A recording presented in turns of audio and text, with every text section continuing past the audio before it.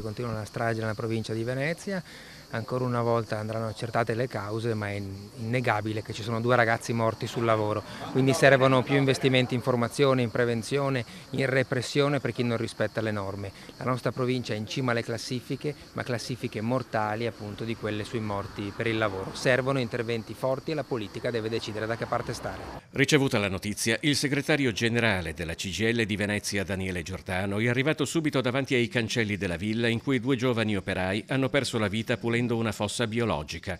La CGIL denuncia una strage continua nella quale il Veneto è tra le peggiori regioni d'Italia. Nei primi 5 mesi del 2025 ci sono già stati 38 infortuni mortali, quasi il doppio rispetto ai 19 dello stesso periodo dell'anno scorso.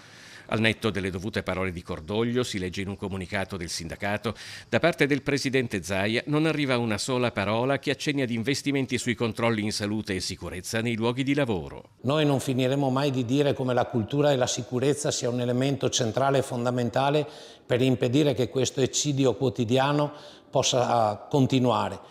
Noi spingiamo, chiediamo con forza formazione, formazione, formazione per i lavoratori. La sicurezza non è un costo, ma è un grandissimo investimento, un investimento sociale che deve essere fatto per l'interesse di tutti, a partire da coloro che noi rappresentiamo. Non possiamo abituarci, non possiamo voltare la testa dall'altra parte. Nessuno può chiamarsi fuori, ha dichiarato Andrea Martella, segretario regionale del PD Veneto.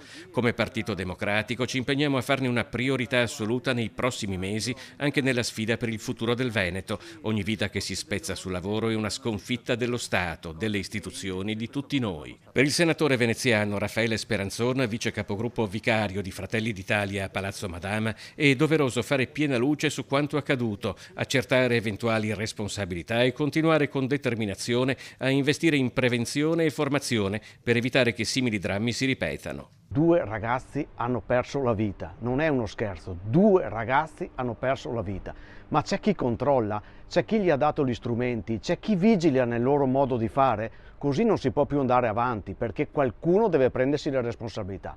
Questa mattanza deve finire.